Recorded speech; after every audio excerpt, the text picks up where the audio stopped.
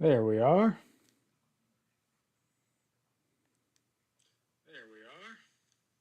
Welcome, everyone, to the Average Intelligence Podcast. You may notice I'm by myself today because Eric is sick. There is definitely something going around here, but never fear, I brought research. So tonight, we're going to be having a bit of a discussion, at least for those of you that aren't busy watching the Super Bowl, which, while I personally am not really into it, I get it. If you're catching it after the live stream, feel free to contribute to the conversation in the comments below. This podcast is brought to you by one of our new sponsors, Trophy Smack. And don't worry, we'll talk about them in a little bit. But first, I want to start with an article from NPR. And don't worry, I'm not going to read the whole thing, but I have some highlights here. Because tonight is all about how the Biden administration, the Democrats, and the media at large, particularly the left-leaning media, are gaslighting everyone or attempting to gaslight everyone. But unfortunately for them, and the sad part is this is still going to work to a certain extent, but we have video evidence. Like, you can't lie. Was it Haley said, only thing I cared about was the Wicked movie trailer, which I watched 20 times.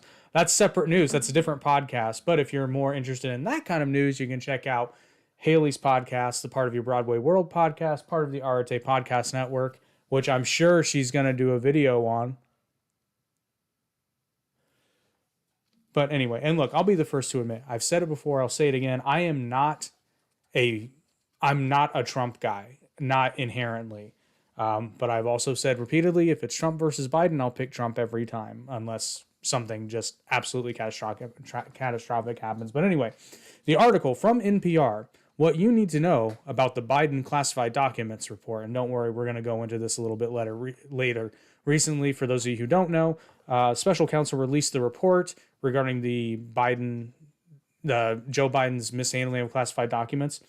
And while it did not call for charges to be filed, which again, we'll get into more in a little bit, it actually cited his memory as being less than admirable. But so the article, one of the excerpts I have here is a year-long investigation into President Biden's handling of classified material will not result in any charges.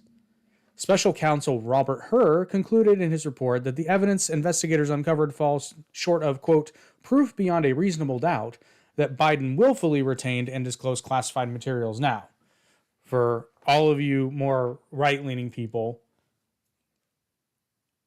they can legally somewhat get away with this, and that's because with this kind of a crime, you also have to prove intent. Now, it becomes very clear as you dig into this more that Biden did, in fact, willfully hold on to classified documents and lied about it after the fact, saying that he did not willfully. Now, what they would have to prove in a court of law is that Biden willfully kept a hold of those documents with the intent of breaking the law. Now, you may say to yourself, holding on to those documents is a violation of the law. And I raised this issue every time we talk about the Trump classified documents case, I always say the same thing. Did he do something wrong? Yes. Should everyone who does this be prosecuted to the same extent? Yes. That's just it. Nobody had ever been prosecuted to the same extent as Trump for the same crime, even under the same laws. Now, there is a subtle difference. It does appear that Trump was being, at the very least, difficult with the National Archives. It seems pretty clear that Biden, and presumably a lot of his predecessors, Republicans and Democrats included, did sort of a policy of hanging on to stuff, and then when the National Archives asked for it, oh yeah, sorry about that, here you go. And like I said, I pointed this out very early on in a previous podcast. A lot of times I would imagine they want to hang on to some of these documents for the writing of memoirs and such, and that appears to be at least one of the uses that Biden had for these documents. But it continues. Despite the legal win for the president, the report was politically damaging for Biden. It details shoddy handling of classified documents and specifically points out gaps in Biden's memory when discussing the information during his interview with the special counsel, fueling an existing political concern about his age and mental acuity. I'm jokingly saying that now it's official because there's been an official report. Biden is senile. Another section in the article states what the report includes. The report covers what materials have been uncovered, what's known about how they were handled, going back to Biden's time as vice president. And that's another very important distinction, is these classified documents obviously didn't come from the Biden presidential administration because this is his first term. These are all documents from when he was vice president, or I believe some even go back to when he was a senator. At least the investigation went back that far, allegedly, according to Joe Biden himself. So right out of the gate, these two cases are different than Trump because at the very least, Trump could theoretically have declassified. Now, we know we have Trump on tape citing at least one document where he says, I could have declassified it, but I didn't. So it's still classified. I could have, but I didn't. Again, as Ben Shapiro did say, I don't know if I'm quoting directly, but if you're going to break the law, do not do it on tape. But yeah, so these documents all are at the very least have to do with Biden's time as vice president, in which case he has no right to keep any of it if it's classified. None. None of it in any way, shape, or form. None of these documents. None. At all, according to the law. Let's see, it continues. Going back to Biden's time as vice president, as well as the legal arguments around whether charges were appropriate. And believe me, when we get to why they're not filing charges, this is just asinine. This is laughable. Like, this shows one of two things, and probably both at the same time. It shows the just complete ineptitude of Joe Biden as a head of state currently in his current mental state condition, and the obvious political double standard that, frankly, we've been pointing out since day one. We've said adamantly, if you break the law, you should be prosecuted. But you cannot be sane and deny the fact that the way the law is being applied to Donald Trump is for political purposes by the Democratic Party. You cannot convince me otherwise, at least in most, if not all, of these things. By the way, if you're watching, feel free to shout out in the comments. It's much more fun when it's a conversation. There are photos of the boxes, which we actually, in our 2023 year in review, we actually share one of the photos that points out the boxes in his garage. And when Biden did his press conference, which honestly, if you haven't watched this press conference, go watch it. A great fiction writer could not come up with it. It's like it was an SNL skit. I'm not joking. That press conference was literally like, it would have been in the same vein as the Gerald Ford fall and then the Chevy Chase skit. Like, it should have been, it was written like an SNL skit. But we shared that photo, and these photos were being circulated last year. Like, as soon as this news broke that Biden was caught with classified documents in his garage, these photos were all over the internet, all over. So they're not hard to find. And we're talking old photos, not investigator photos. Like, photos that people took of Joe Biden's garage, and then now that people knew what they were looking for, they said, oh, there's the box classified documents. It's just as it was described. And speaking of how it was described, there are photos of the boxes that contained classified materials, including one damaged box with documents about Afghanistan that was found in the garage of Biden's home in Delaware, quote, near a collapsed dog crate, a dog bed, a Zappos box, an empty bucket, a broken lamp wrapped with duct tape, potting soil, and synthetic firewood. And then the next section, I'm sorry, I'm scatterbrained a bit because I'm jumping around. So in his press conference, Joe Biden actually says, like, quote, and when I handled these classified, I'm not quoting because this isn't necessarily what he said verbatim, but it was to this effect. The classified documents, the documents that I had in my home were under lock and key in a file cabinet. The report they just released talks about how this was in a broken box in your garage next to dog food and a dog crate and a dog bed. Like, come on. In the words of Joe Biden, come on, man. Like, he got up there and just lied. And honestly, the Biden administration is so stupid that they're not even taking the win because now they have an excuse for all the lies. Joe just didn't remember. But if they admit that, then they no longer have a candidate for 2024, at least not the one they wanted.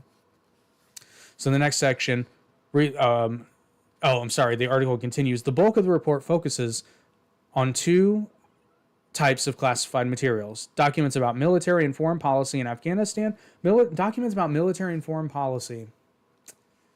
I feel like we've heard that one before. Let me know if I'm wrong, but that seems really familiar. But like it seemed like it was a different case with a different person, but that one seemed much more serious. Not the exact same thing at all. And notebooks that Biden used throughout his presidency for a combination of personal reflections, meeting notes, and other writings.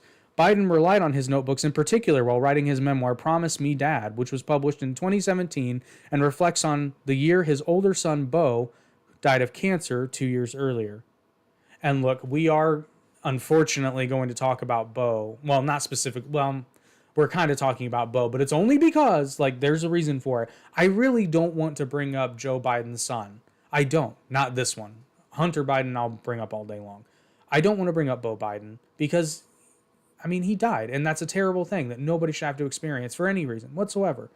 Unfortunately, Biden brought it up in his address and then proceeded to mess up a detail, a memory detail, thus proving the report right, but we'll get into that a little bit later on. In conversations with his ghostwriter for the book, he read from those notebooks, and on at least 3 occasions shared classified material while doing so. This is important because remember in that press conference, like I said, don't take my word for it, go watch it. Joe Biden literally tells the press, I did not share classified information with anyone. The report says you did. In his interview for the special counsel investigation, Biden was, quote, emphatic, declaring that his notebooks are, quote, my property, and that, quote, every president before me has done the exact same thing, that is, kept handwritten materials after his term in office, even if they contain classified material. That is a quote. That is a quote from Joseph R. Biden, the president of the United States, who would later go on to say and defend himself by saying that those notebooks did not contain classified information, after saying that he never shared classified information with anyone. And then when someone called him out on it, he then made up the excuse that the notebooks didn't contain classified information. That's not for you to decide. He also referred to the diaries kept by former President Ronald Reagan after his time in office. And the next section is why there aren't any charges. This is where this just gets surreal, in my humble opinion. While the special counsel investigation did find some evidence that Biden knew he had some materials that contain classified information, I'm going to read that again, slowly this time. While the special counsel investigation did find some evidence that Biden knew he had some materials that contained classified information, the report says ultimately the evidence doesn't support bringing charges. Now, I'm no lawyer, but to me that sounds like we're not going to press charges because he's a Democrat. Now, he's the acting president right now, so they couldn't press charges now if they want to, but they go on to say they wouldn't press charges in the future either. Herr said the evidence doesn't establish Biden's guilt beyond a reasonable doubt, and that it would be hard to prove that Biden willfully intended to break the law. That's where I was going about intending to break the law when we first started. For example, quote, Mr. Biden's decision to read notes nearly verbatim to ghostwriter Mark Zwanitzer that Mr. Biden had just identified as potentially classified cannot be justified.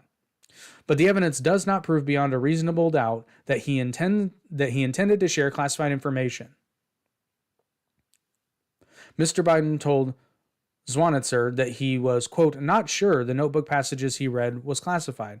That is enough to create reasonable doubt about whether Mr. Biden acted willfully. I guess, because I do understand the concept of proving intent. It's why a lot of, not to get off topic, but in the abortion argument, a lot of people are not for prosecuting women who get abortions because, among many other reasons, one of the reasons is you have a modus operandi problem or a motivation problem, meaning a lot of women who get abortions do not actually believe they are killing a human being. So that creates, at one of many reasons, it creates a legal problem of intent. But with this one, it's kind of like, I didn't intend to. I guess that would be the difference between like murder and manslaughter, for example. But I mean, a crime, The report says a crime was in fact committed, but it is up to the special counsel's discretion. So I guess we will leave that at that. But imagine my surprise that they're not going to be pressing charges against Joe Biden.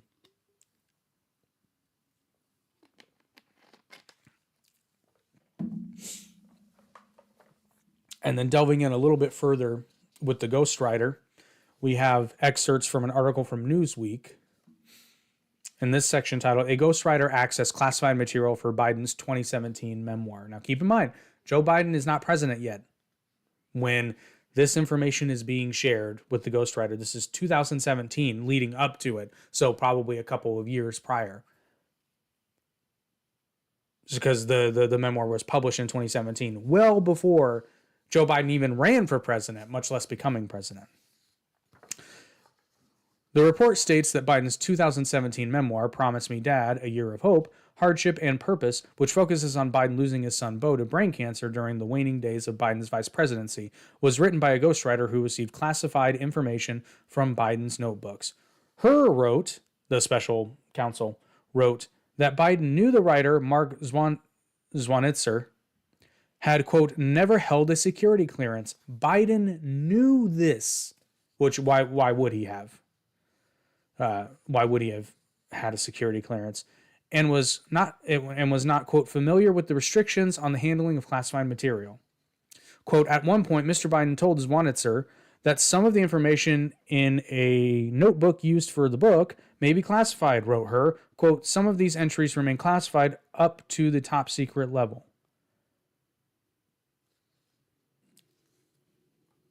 I mean, double standard much? I mean, Biden is literally in this report, Biden is said to have done many of the same things that Trump is now in court for. Now, I understand. I'm not naive. These cases are not identical. However, they're similar enough to where I would think it would at least warrant a fairer treatment among the people. At the very least, I think Biden should absolutely be prosecuted. At least indicted. That would be the same thing. What am I talking about? Anyway. In this section, Biden viewed classified documents as, quote, private and valued possessions. While researching his 2017 book, the report says, Biden visited the National Archives to, quote, review his classified note cards, while also keeping notebooks with classified information, quote, in unlocked drawers at home. Quote, he had strong motivations to do so and to ignore the rules for properly handling classified information in his notebooks, the report states. Quote, he consulted the notebooks liberally during hours of discussions with his ghostwriter and viewed them as highly private and valued possessions in which he was unwilling to part. Well, that's all sweet and all, but unfortunately there's this little thing called the law that I know Joe Biden doesn't believe the law applies to him, but it does. Which, to be fair, Donald Trump doesn't believe the law applies to him either, but it's funnier when Trump does it. And still in the Newsweek article, Biden's poor memory was cited as reason to avoid prosecution. This is where the gaslighting just gets beautiful. Her wrote that Biden's, quote, memory was significantly limited, both during his recorded interviews with the ghostwriter in 2017 and in his interview with our offices in 2023. Before suggesting that jurors would find the president to be, quote, a, quote, sympathetic figure at any potential trial. Quote, at trial, Mr. Biden would likely present himself to a jury, as he did during our interview with him, as a sympathetic, well-meaning, elderly man with a poor memory. That is a quote. That is a quote from the report. Wrote her, quote, based on our direct interactions with and observations of him, he is someone for whom many jurors will want to identify reasonable doubt. I just, again, this is so frustrating to read this kind of stuff because on the one hand, I understand why they might think that, but then at the same time, it's very, very convenient because they're making some assumptions here. And there are many people that just don't want to see a president get indicted at all, period, because frankly, it makes the country look bad. Now, you can blame the president in question for that, but at the same time, you'd have a little bit stronger case if justice were applied evenly, shall we say.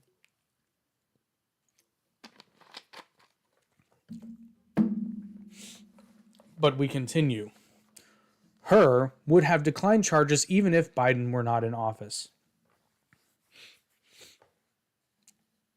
Oh, I'm sorry. I'm sorry. I'm jumping around a bit here. So I mentioned the press conference, and like I said, go watch this thing. Do not take my word for this. But this actually happened. So Biden holds a press conference after this report is released. I believe it was only a few days ago.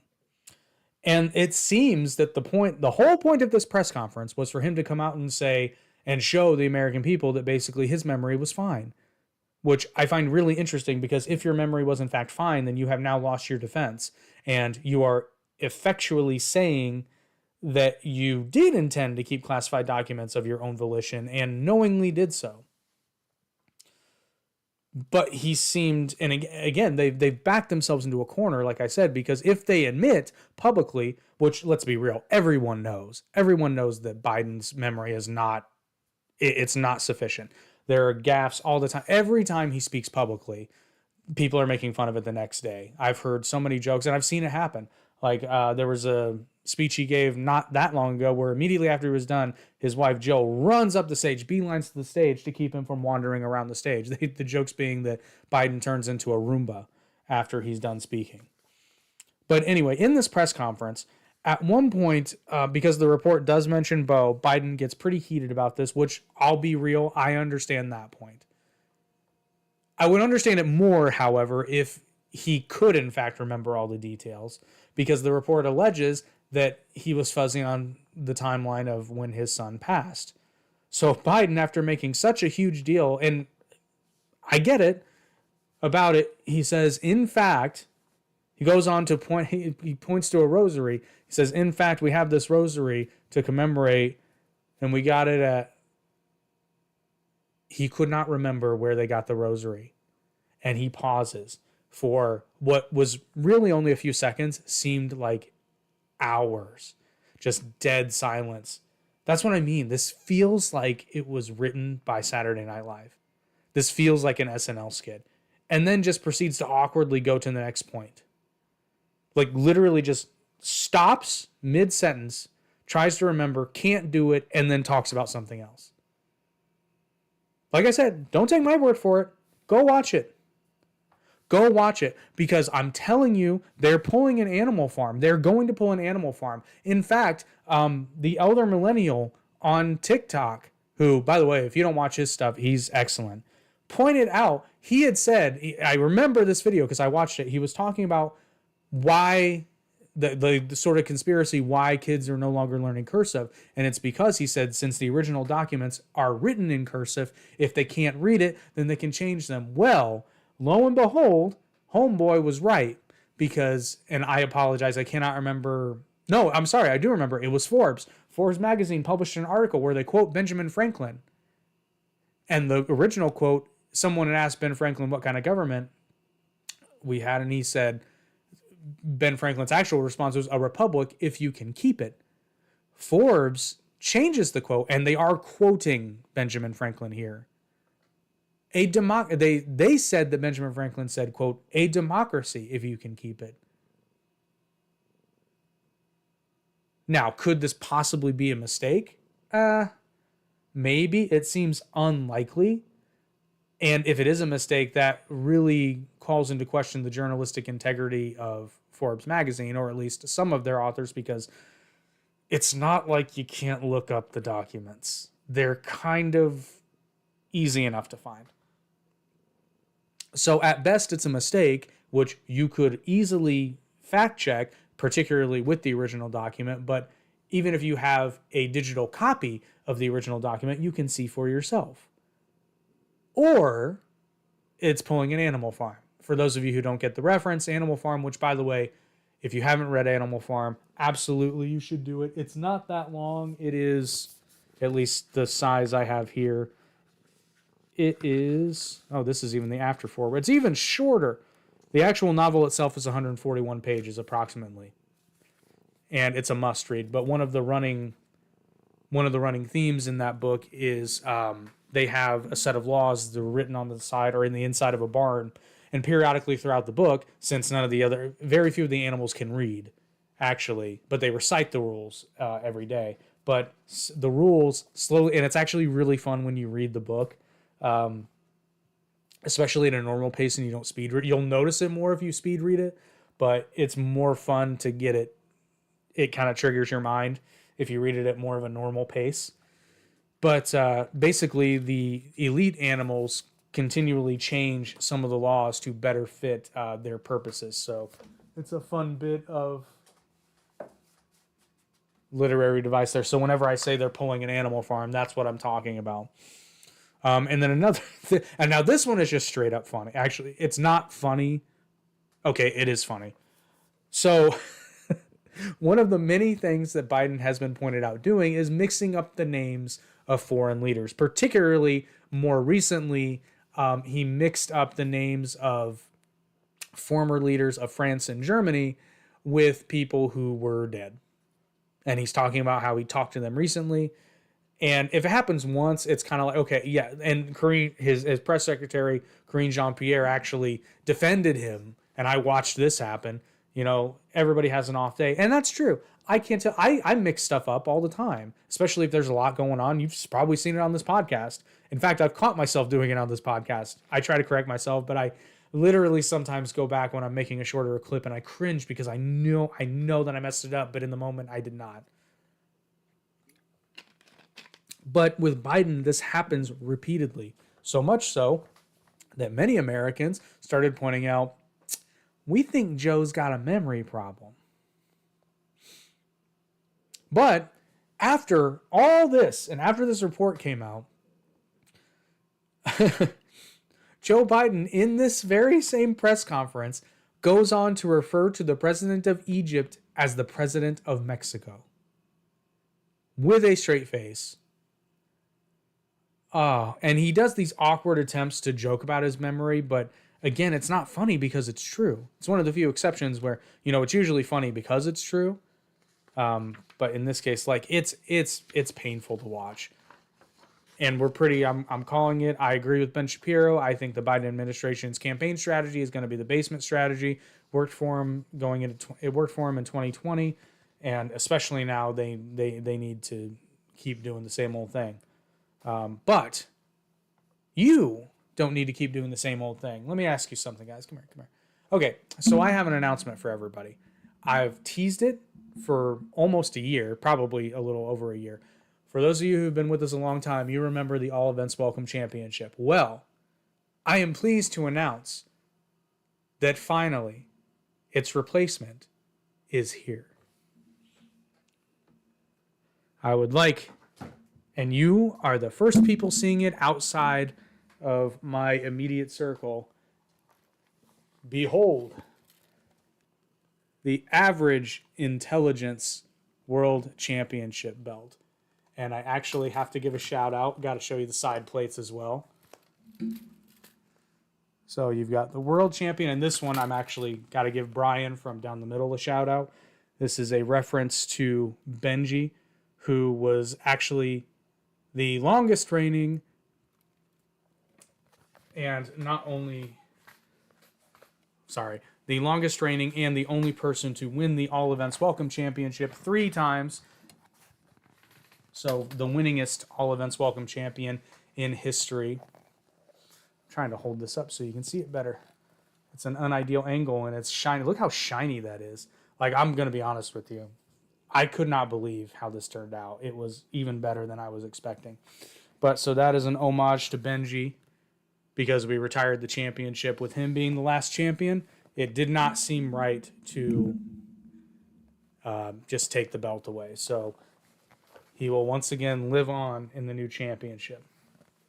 But this leads into their sponsor. Where did we get such an incredible belt made? And honestly, I'm kind of shocked how inexpensive this was. Because again, this is extremely good quality. Like they said, it's a 6-pound belt. It is, in fact, a 6-pound belt. It's pretty hefty. But we got this made from our friends over at Trophy Smack. At Trophy Smack, you can get custom belts just like this made. But not only that, you can also get custom trophies, rings, what do they call them? The necklaces, like the championship necklaces, all kinds of cool stuff. They even have wall art and decals. And I'm telling you right now, it's the absolute best. They have so many customization options, and we have a lot more stuff coming because it is so affordable. And we make it easy for you because you can just click the first link in the description. It'll take you right to Trophy Smack's website, where you can look at all the options, including but not limited to things like fantasy football belts, corporate awards, actual sports belts, even team belts. So if you're a super fan of an NFL team, let's say, you can, get a championship belt or any of those other paraphernalia and show people you're a super fan of them. They also have fun corporate awards, and they even have a loser section, which I think is hilarious.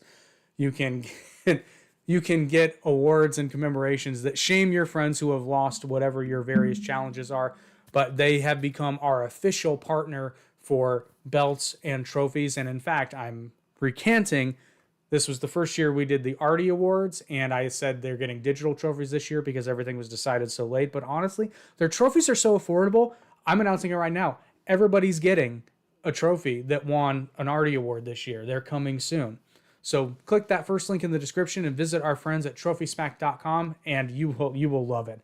I cannot tell you how happy I am with our belt, and we will be getting many, many more products from them. Okay, continuing on. We have some sections from The Guardian. Oh, I'm sorry. I read that already.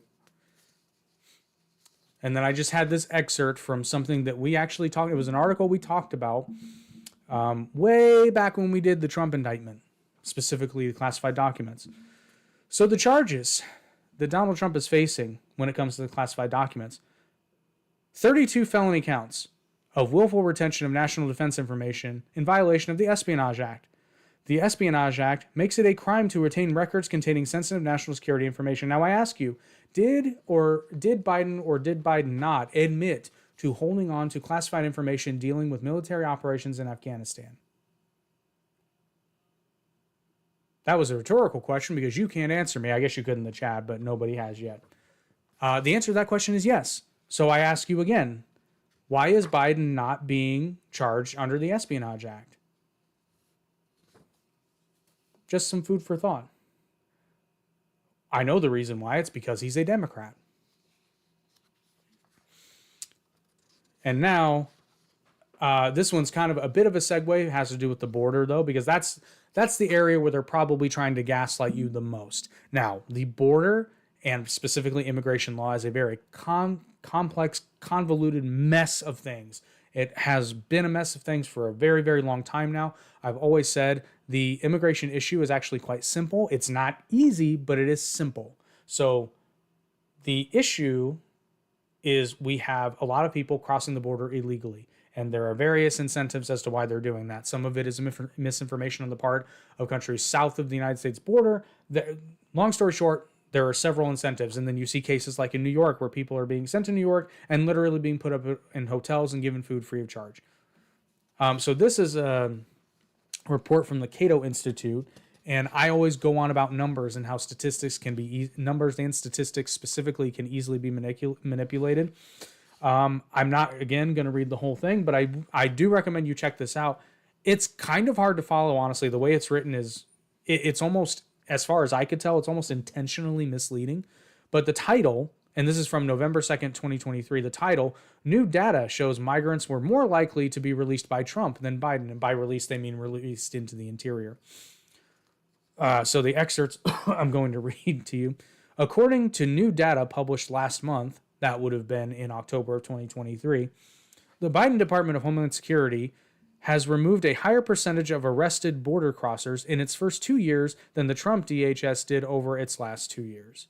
Moreover, migrants were more likely to be released after a border arrest under President Trump than under President Biden. Now, I would like to point out that they do not go into what constitutes a release, because this all goes into the intricacies of the various asylum policies. And it doesn't go into that.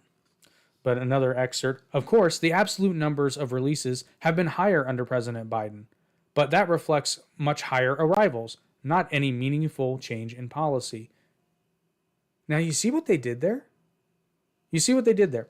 So this is when they're using percentages because, okay, I'm not even going to try because they don't give a full picture. Let's just assume that Trump did in fact release a higher percentage of people into the interior, a higher percentage of the arrivals that happened under him. He released more into the interior than the Biden administration. But then they go on to tell you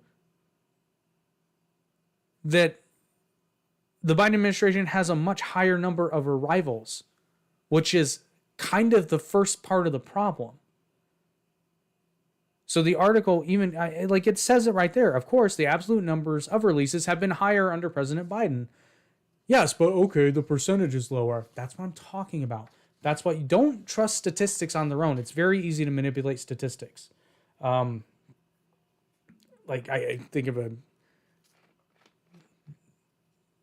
I can't think of an example off the top of my head, but okay. You asked a question. You don't even have to ask the question. Higher percentage of people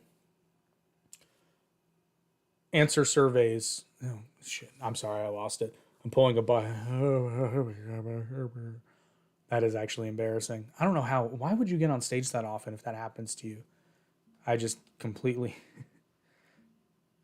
Well, it's the old raw numbers versus percentages. I'm sorry. I'll come up with an example, I promise.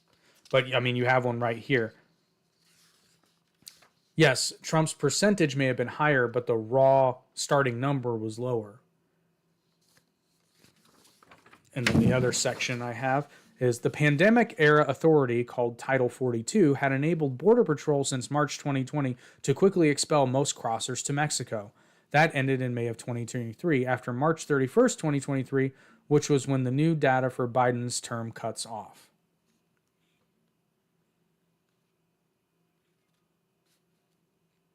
So they even go on to show you what an incomplete picture this is. And then when it comes to, immigration, we have a couple more excerpts, but one thing that comes to mind is, so the numbers that we're seeing aren't even, it's not that they're not valuable, but they're not even the whole picture, because what you're seeing now, and honestly, watch any news outlet, you can see it. They have people with video cameras watching people just walk across the border. And Border Patrol in many areas has effectively become a shuttle service. We've seen the footage. Ben Shapiro has a new series on Daily Wire Plus, which I have not watched yet, but I am going to, where they go down to the border and they just watch it. You have people like Robert F. Kennedy Jr., who has videos. His campaign has videos. They're watching people come in, and a lot of these people aren't even from Latin America. There's a ton of people coming over from China, which, hey, I mean, whatever. I've never been against immigration, ever, at all. It's fine. But to say you don't have a problem is just a bold-faced lie. And for the longest time, they said they had a problem. They said they didn't have a problem. And now they're acknowledging we have a problem, but now they're blaming it on Republicans. And they're trying to blame it on Trump. Just like, if you recall, the whole kids in cages thing. Well, that was gaslighting too. Because those photos were not from the Trump administration. They were from the Obama administration. And you notice after that came out, they kind of pushed it to the side. And then we have a report from the Heritage Foundation. Again, not reading the whole thing, but I highly encourage you to read the full article. Quote, catch and release has become, quote, greet and release. That's the title of the article. In the section under key takeaways, since President Biden took office, the number of illegal aliens encountered at our southwestern border has exceeded all records, which is true, by virtually every metric. There has been no significant reduction in illegal entrants. They have simply been renamed and redirected. It's boasting that border encounters have plummeted due to its supposedly tough, quote, comprehensive plan to manage the border after Title 42. But this plan is nothing more than a smokescreen for the administration's true objective: let in as many aliens as possible and punt them into backlogged asylum and court systems, in most cases without proper GPS tracking or scheduled court appearances, which is what they're referring to when they say the catch and release program.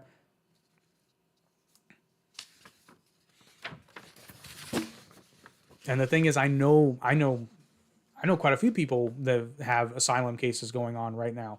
And they have described, I'm not going to mention specifics, but they have very much described a system where, they were told, okay, here is your court date, be here. And it's usually not close to where they are. For example, I think everybody I know that has an asylum claim going, their court date is in Chicago. I think one was in Texas. And then they're just let in, but they're not given work permits. And a lot of these people come in with families, and they have to feed their families. So they are incentivized to break the law. They are literally incentivized to break the law. And instead of doing something about that, most of the time, some of these people have literally gotten dinged for working illegally, and immigration knows about it, but they turn the other way, It's an incredibly broken system that doesn't, for a system that claims to want to preserve the humanity, it needs to be overhauled. It doesn't make any sense. It incentivizes people to break the law, and these are people that for the most part don't want to break the law. They just want to come here and work, but they can't get permission to work, so they have to do it illegally, which then they get exploited because, all of a sudden, if you don't have to report it, you're not subject to minimum wage laws or labor laws, for example. Now, again, they could probably kick up a fuss, but then they have to admit publicly that they are working illegally. And I'm convinced that the system exists in this way so that it can be exploited, and so that these people can be exploited. There has been no significant reduction in illegal entrants, same article. They have simply been renamed and redirected. Tens of thousands of illegal aliens whom the Border Patrol would have, quote, encountered, that is, administratively arrested, crossing between ports of entry are now being welcomed into the country at air and land entry points by inspectors with the U.S. Customs and Border Protection Office of Field Operations. The crucial number for tracking the surge in illegal immigration under Mr. Biden is how many total foreign nationals with no visa are being allowed into the U.S. nationwide. This number remains exceptionally high. April was the fourth highest month on record. And this article was published. It doesn't say on here. I may have accidentally deleted it, but it's fairly recent. I'm sorry, let me find my place. Fourth highest on record. The White House is attempting to obscure this reality through unlawful action, botched accounting, manipulation of statistics, and exploiting a pliable and incurious media. Which, okay, so, and this is not ancient history, so remember all these sanctuary cities that are now getting pissed off that, states like Florida and Texas, and I do not agree with this. However, I understand why they're doing it. I think it's wrong because these people are being used as pawns to prove their point. But, if you forget that these are people, it's kind of funny. But I don't love that people are being used as pawns. But even fairly recently, the mayor of Chicago literally clapped back at a reporter saying that he had a busy schedule because he has a wife and two kids. I'm sorry, he has a black wife and two black kids. He actually said that. That's a quote. And that's why they can't figure out how to take care of the influx of illegal migrants. Whereas, what exactly did you expect border states to do? That's the point they're making. And that's the point they're making in Texas, which, again, I mentioned this on the last episode of Average Intelligence News. I do not agree with it, but I completely understand why they're doing it. Why would they be doing this if border policy were being enforced? They wouldn't need to be doing it. These are people that just wanted the problem to be someone else's problem. The not in my backyard crowd. Well, then when the illegal migrants get sent to their backyard, now all of a sudden they want to solve the problem because now they see it. So you have literally just validated what these red state governors have done. And you put them in that position because you refuse to do anything about it until now. And you're going to find some way to blame it on them. But it's not going to work if people actually pay attention and read something every now and again. The article continues. If you examine the numbers in the June 6 DHS press statement, encounters with the Border Patrol have averaged 3,400 per day since May 11th, but 1,070 other inadmissible aliens presented themselves at a port of entry each day using Secretary Alejandro Mayorkas's erroneously named, quote, lawful pathway. And CBP has since expanded daily appointments to 1,250. That is 37,500 inadmissible aliens each month.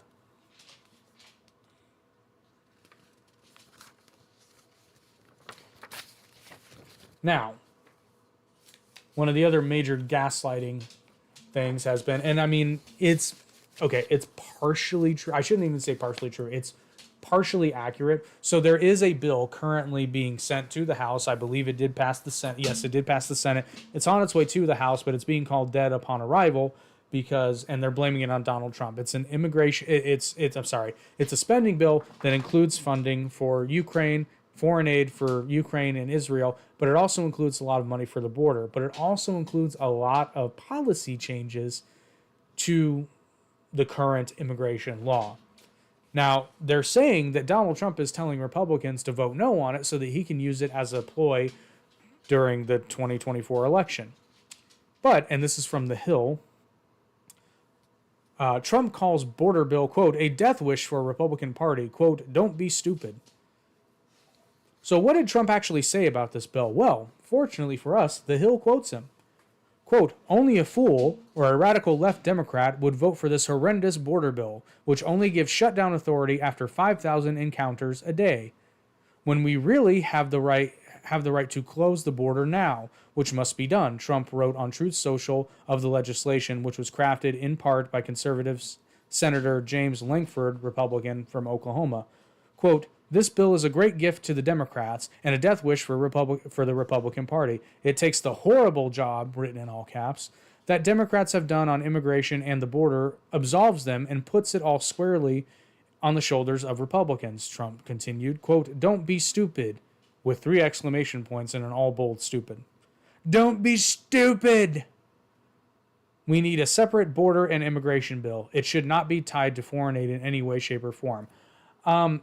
I do agree with that sentiment. It is worth noting, though, that the Republicans have said for a while now, the Republicans in Congress have said that they would not do any sort of foreign aid without border measures attached to it. Now, it is worth noting, so the proposed border bill would give the president shutdown authority if Border Patrol encounters meet or exceed 5,000 encounters a day. But remember that immigration article we read earlier that says Border Patrol, that encounters with Border Patrol have averaged 3,400 per day. So on an average day, the border remains wide open. So it, in fact, does not do anything. So before you blame Republicans for not passing this bill, and I will be honest, I have not read the bill yet. I plan on doing so. Unfortunately, we got a little sidetracked. Eric was sick, which I think, I'll be real, I think this is fairly impressive for having like 1 day's notice, because he actually texted me last night. I didn't see it till this morning. So, unfortunately, everybody's busy watching the Super Bowl, so that is the end of my research. But I would just like to kind of close on this idea.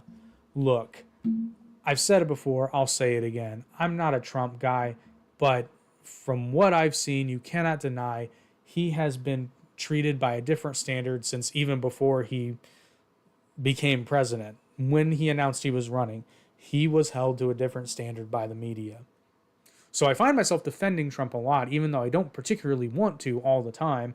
But I applaud Trump when he does good things. I still applaud him for the Abraham Accords. And in fact, I saw an article where somebody nominated him for a Nobel Peace Prize. And I said, well, if Obama, spelled out Obomba, if Obama can get a Nobel Peace Prize for bombing the shit out of Arab countries, I really don't see how Donald Trump can't win a Nobel Peace Prize for the Abraham Accords.